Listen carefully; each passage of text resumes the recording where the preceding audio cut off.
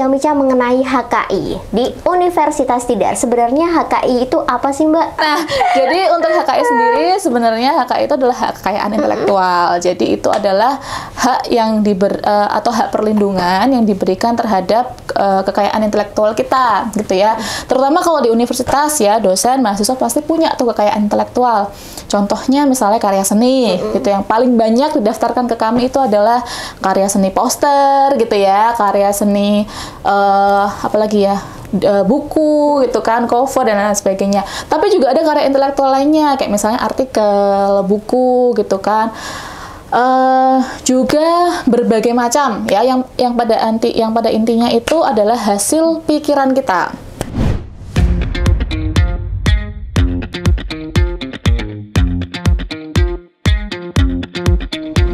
Halo Sobat Untidar, jumpa lagi di podcast Sarang Ngobrol Santai bareng Untidar. Nah, seperti biasa nih Sobat Untidar, masih bersama dengan saya Imel Firdani hadir menyapa Anda. Nah Sobat Untidar, pada episode podcast kali ini kita akan membahas mengenai salah satu sentra yang ada di Universitas Tidar, yaitu HKI, Hak Kekayaan Intelektual. Ya kan Mbak? Betul. Oke, nah langsung aja nih, soalnya nih banyak banget Sobat Untidar yang ada di rumah belum tahu kalau misal di Untidar ini terdapat hak kekayaan intelektual. Oke, langsung aja nih kita berkenalan dengan salah satu dari HKI. Halo, selamat siang Mbak. Halo, selamat siang Mbak. Gimana kabarnya hari ini Mbak? Luar biasa ya. Luar biasa. Di-invite ya sama Sarang Untidar nih. Kegiatan sebelum ini ngapain aja nih Mbak? Tadi mengajar dong. Kan sebagai dosen harus mengajar ya. For your information nih Sobat Untidar, kalau Mbak Beta ini juga menjadi salah satu dosen di Universitas Tidar di Fakultas di Fakultas Keguruan dan Ilmu Pendidikan, di Pendidikan Biologi. Oke, di FKIP ya Mbak. Oke. Nah, sebelum kita berbincang-bincang mengenai HKI bersama Mbak Beta, kita enaknya langsung perkenalan aja nih Mbak. Bisa menyapa Sobat Untidar yang ada di rumah, sekaligus perkenalan nama lengkap. Terus tadi kan udah disebutin dari dosen FKIP Pendidikan IPA. Biologi atau IPA? Biologi. Biologi, oke. Nah, langsung menyapa Sobat Untidar yang ada di rumah nih, Mbak. Oke, halo Sobat Untidar semuanya. Perkenalkan nama saya, panjang banget sebenarnya ya, Serafika Betari Kristiani Kusmaningrum. Nah, tapi bisa dipanggil Beta. Kebetulan saat ini, seperti yang sudah dijelaskan, tadi saya sebagai dosen di Pendidikan Biologi. Kemudian, saat ini saya juga bertugas di Sentra HKI atau Sentra Hak Kekayaan Intelektual. Tapi sebenarnya nama resminya itu adalah Pusat Layanan HKI. Oke, Pusat Layanan HKI. Ya, itu di bawah naungan LPPM. Saat ini saya sebagai ketua dari Pusat Layanan HKI. Oke, Pusat Layanan HKI ya Mbak, di bawah LPPM. Betul. Oke, berarti enaknya aku panggil Mbak atau Bu nih? Mbak aja deh. Oke. Kayaknya kita masih seumuran ya. Aku mau manggil Bu. Kok kayaknya masih muda ya? Aku enaknya manggil Mbak aja ya, Mbak Beta. Mungkin ya. Oke, Mbak Beta. Rumahnya mana Mbak? Saya di Mertoyudan. Mertoyudan, asli orang Enggak Magelang? sih. Oh, tidak. Kebenaran saya dari South Korea. Oh, jangan percaya. Bercanda. Gitu kan.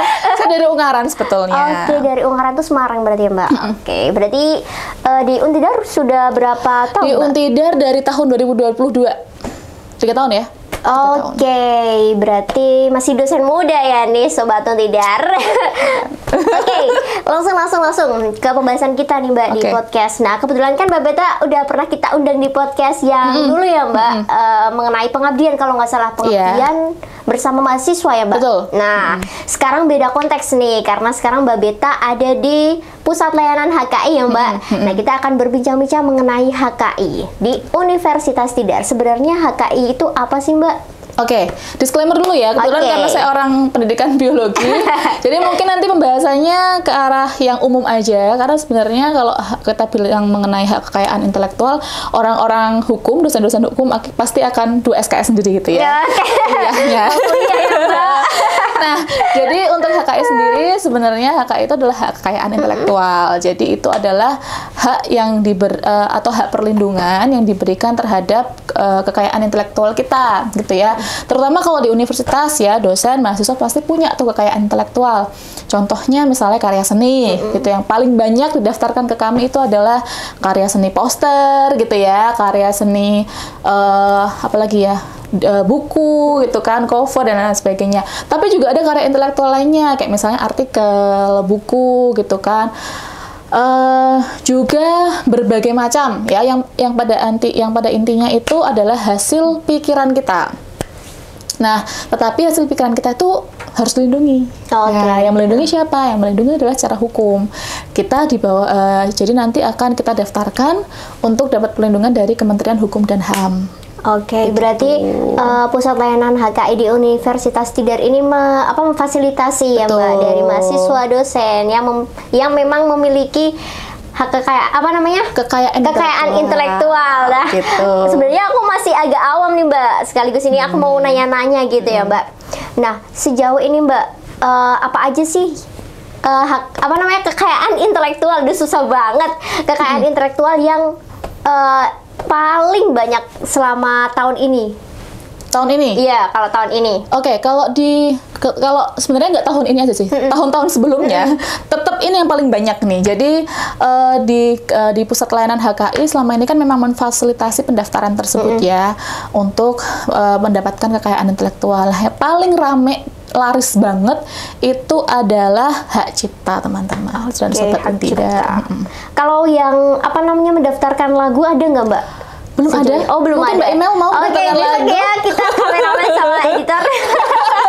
Daftarkan lagu. Bahkan video kita hari ini boleh kalau misalnya mau didaftarkan hak cipta. Oh, begitu Ger. Daftarin dong. Daftarkan. Banyak banget tapi Mbak. Loh, boleh. Jadi apapun yang menjadi hasil dari buah pikiran kita itu bisa didaftarkan ya. Lagu tadi kan karya seni ya. Misalnya pantun. Oh, itu bisa juga Mbak pantun. Iya, tapi nanti masuknya ke ranah hak cipta karena hak kekayaan intelektual tuh banyak banget. Salah satunya tadi hak cipta. Yang paling banyak dari sobat Untidar ya yang dihasilkan baik dari dosen maupun dari mahasiswa paling banyak saat ini masih hak cipta. Hak cipta. Oke, kita flashback sebentar nih Mbak. Buat pusat layanan HKI di Untidar itu berdirinya kapan kalau boleh tahu? Nah, kebetulan saya tanggalnya nggak lupa ya. Tanggalnya atau bulannya juga kayaknya bulannya itu sekitar bulan April atau Maret gitu kalau SK-nya ya di tahun 2023. Oke, Maret 2023. Tapi di bawah naungan LPPM. Betul, berarti LPPM itu membawahi banyak banget ya Mbak? Iya, banyak banget. Publikasikan juga ya. Oke. Kita lanjut ke selanjutnya buat struktur di pusat layanan HKI. Nah, itu ada apa aja sih Mbak? Ada siapa-siapa aja kayak struktur organisasinya begitu Mbak? Struktur organisasinya masih sederhana banget sebenarnya. Jadi ada saya sebagai ketua PLHKI, lalu yang lainnya adalah sebagai anggota. Ada Pak, saya sebutin namanya? Boleh. Ya. Nih, biar teman-teman saya yang mengingat bahwa saya tetap mengingat mereka gitu ya. Ada Pak Jihad dari Fakultas Ekonomi. Terus ada ini ahli kami, Pak Dr. Rani Pajrin dari Hukum. Lalu ada Ibu Prasinta dari Farmasi, lalu ada Ibu Rahayu Wulan, Dr. Rahayu Wulan dari Faperta. Ada juga Ibu Restu dan Ibu Swamanda dari Fakultas Teknik. Oke, berarti macam-macam ya Mbak. Itu ada salah satunya ada dosen saya tuh Mbak. Oh ya, siapa tuh? Bapak Jihad. Pak Jihad, siswanya Pak. Halo Pak.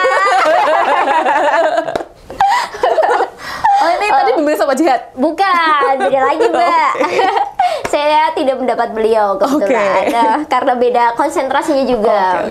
Nah, lanjut nih Mbak. Tadi kan udah disebutin dari berbagai macam fakultas. Itu pemilihannya melalui oprek atau dipilih atau ada delegasi setiap fakultasnya Mbak?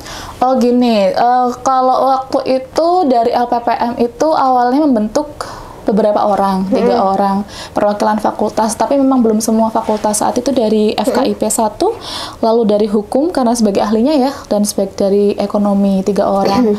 Oh, Teknik 1 lagi. Terus kemudian kami berkembang gitu ya, saling berdinamika, pada akhirnya membuka lagi yang kira-kira ada fakultas-fakultas yang mungkin memiliki banyak hak kekayaan intelektual yang berpotensi kayak misalnya paten gitu ya. Terus kemudian ada desain industri, lalu juga mungkin varietas tanaman. Jadi kami akhirnya ambil juga dari Faperta, dari Teknik gitu kan.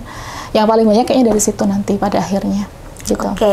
Berarti emang banyak dari fakultas macam-macam ya. semua Nah, kalau misal fakultas. untuk tadi kan dikatakan kekayaan intelektual itu kan sangat banyak banget, Mbak. Tapi kebetulan yang paling banyak di pusat layanan HKI Untidar ini itu adalah Hak cipta. hak cipta. Nah, buat yang lain ada apa aja, Mbak? Oke, ini silakan Sobat Untidar juga bisa cek di website DGIP. Jadi di situ di Kementerian Hukum dan Hak Asasi Manusia itu ada 7 sekarang ya, HKI, ada hak cipta tadi, hak cipta, lalu ada merek, ada paten, desain industri, lalu ada indikasi geografis, lalu ada desain dan tata letak sirkuit. Satunya adalah perlindungan varietas tanaman. Oke, kalau misal nih Mbak, misal aku punya lagu nih, terus aku mau daftarin ke pusat layanan HKI Untidar, itu caranya gimana? Gampang banget. Nah, datang aja. Gampang banget. Marketing banget. Gampang banget pokoknya ya. Sebenarnya kami juga dibantu ya sama teman-teman dari LPPM, dari teman-teman magang LPPM. Jadi teman-teman mahasiswa bisa langsung menghubungi teman-teman magang. Nanti akan ada formnya, ada list drive-nya. Nanti tinggal mengisi saja. Terus kemudian tinggal membayar biaya yang yang dihasilkan gitu ya setelah pendaftaran. Selesai. Oke, itu berarti ada fee-nya, Mbak?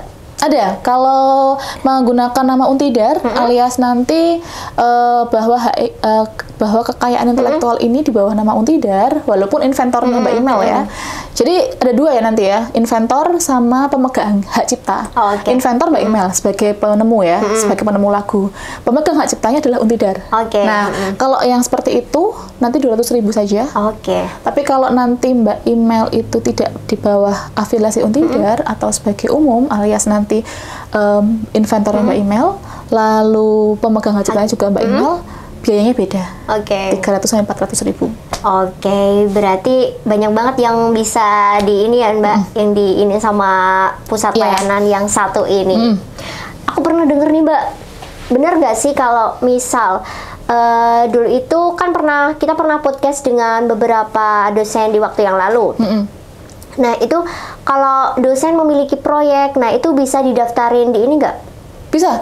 Jadi yang penting ini ya, yang penting itu adalah kekayaan intelektual bersifat orisinal. Sekali lagi ya, bersifat orisinal. Kenapa? Karena itu nanti ketika itu sudah didaftarkan, berarti itu kalau misalnya ada yang meniru punya kita, dikatakan sebagai plagiasi. Jadi pastikan karya intelektual itu adalah orisinil. Berarti nggak boleh plagiasi gitu ya Mbak. Dengan kata lain kan misal kita memiliki barang itu kan banyak yang tiru-tiru atau ini loh Mbak, banyak banget kalau yang seorang pengusaha itu melakukan relabeling. Nah, itu berarti nggak boleh ya Mbak. Nah, kalau misalnya ini kayaknya kita agak kasih contoh aja ya. Studi case-nya gitu ya, misalnya kemarin kayaknya lagi viral banget ya kasus ayam geprek. Ayam geprek. Merek ayam geprek. Ayam geprek tuh ya. Ada 2 sengketa merek tuh ya. Sengketa merek. Satunya ini punya aku duluan, satunya nggak bisa nih punya aku duluan.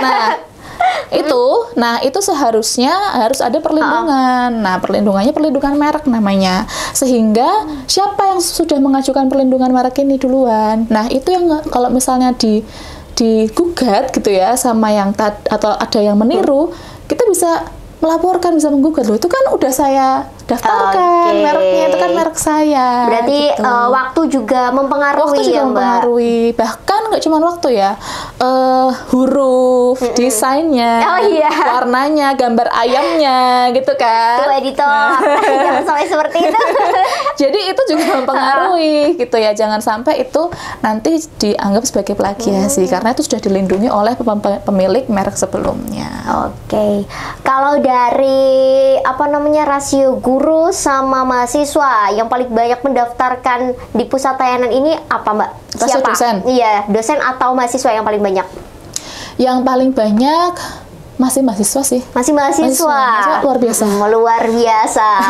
Ya, kalian pokoknya inovatif ya Mbak. Inovatif banget. Nah, cara mendorong nih Mbak, mendorong supaya dosen ataupun mahasiswa biar banyak yang sadar akan pentingnya kekayaan intelektual ini.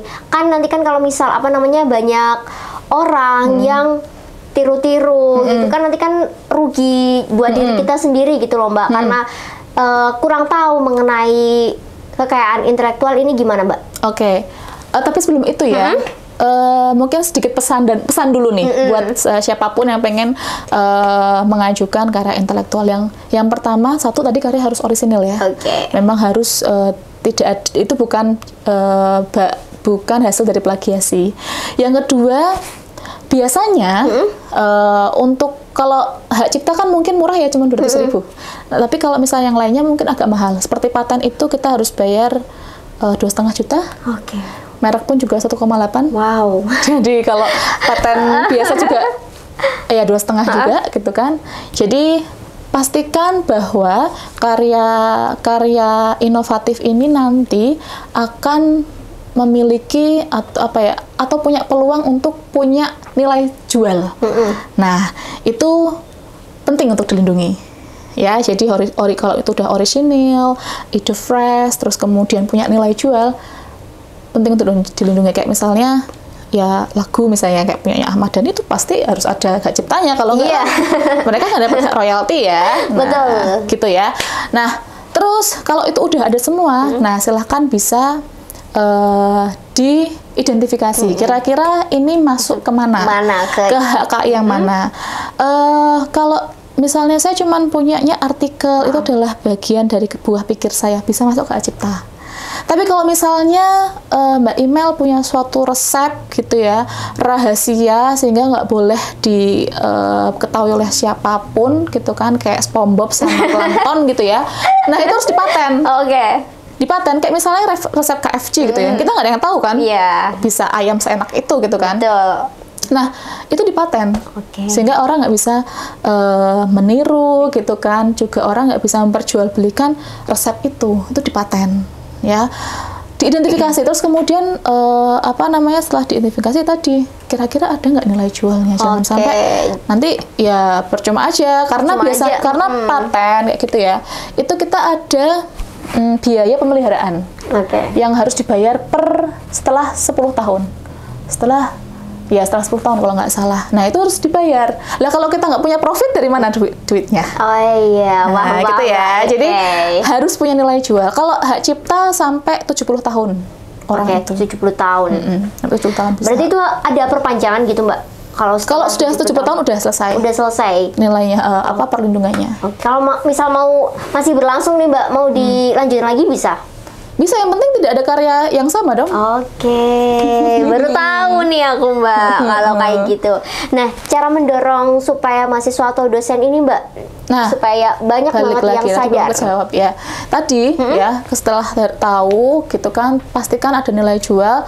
Terus sering-sering ya mengidentifikasi juga, sama coba dibuka DGIP, kira-kira apa sih DGIP.go.id kalau nggak salah ya.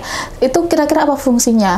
Kayak misalnya sekarang itu hak cipta tuh kan ramai banget ya, karena di Untidar sendiri ada beberapa fakultas yang salah satu tugas akhirnya bikin hak cipta. Kayak misalnya di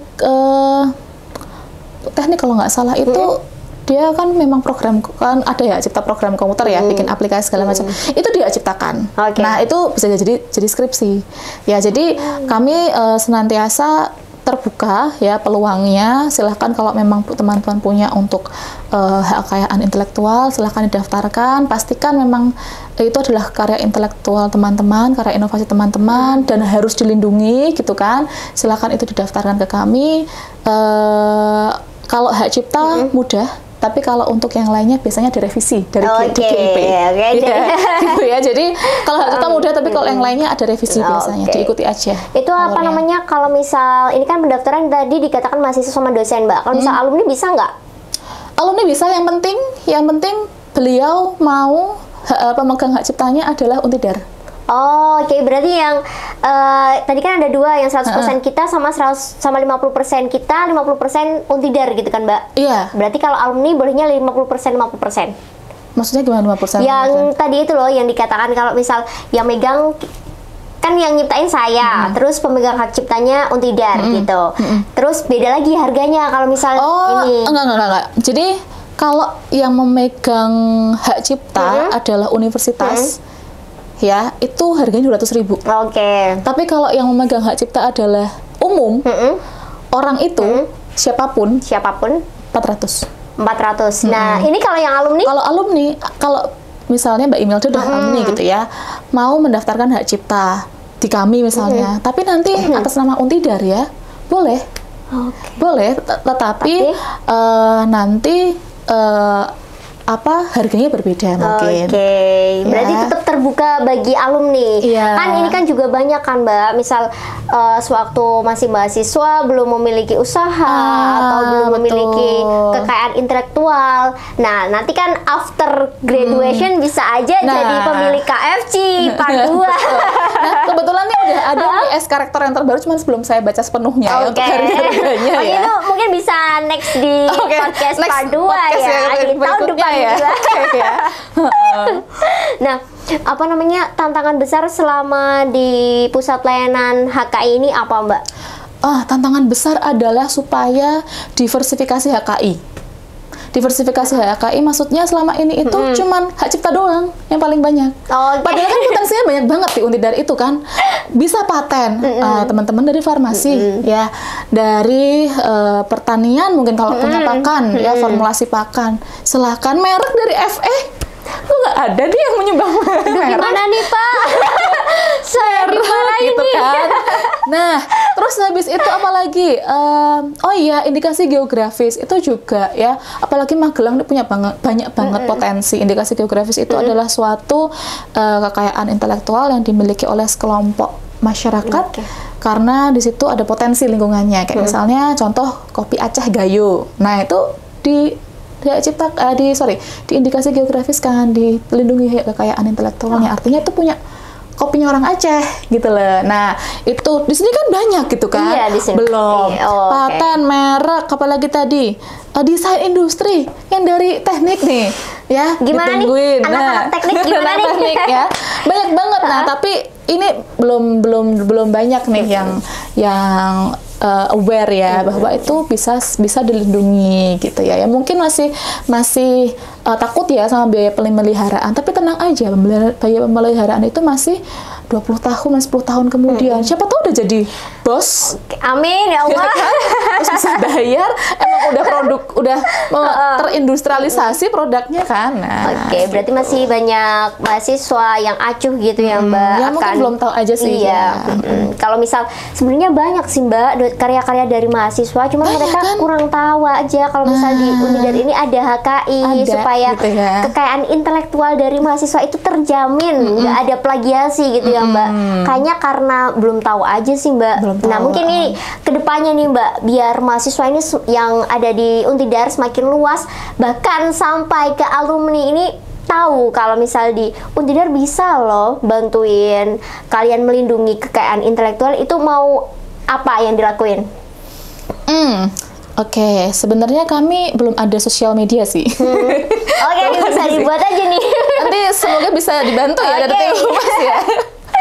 Jadi teman-teman, Sobat Untidar bisa menghubungi kami ya melalui LPPM. Di situ sudah ada teman-teman dari teman-teman magang LPPM yang membantu untuk melaksanakan atau memfasilitasi pendaftaran kekayaan intelektual. Caranya gampang banget gitu ya, cuman tinggal dibawa aja dokumennya. Informasinya juga udah ada sebenarnya di web LPPN. Di situ silakan dibuka apa aja yang dibutuhkan gitu kan. Juga berkaitan sama identifikasinya ya, maksudnya itu nanti masuknya ke apa gitu ya, HKI yang apa gitu. Pokoknya ini aja lah, dibuka-buka aja. Kebetulan karena emang kita belum punya sosial media, silakan dibuka website LPPM aja. Ya. Udah ada pusat layanan HKI gitu.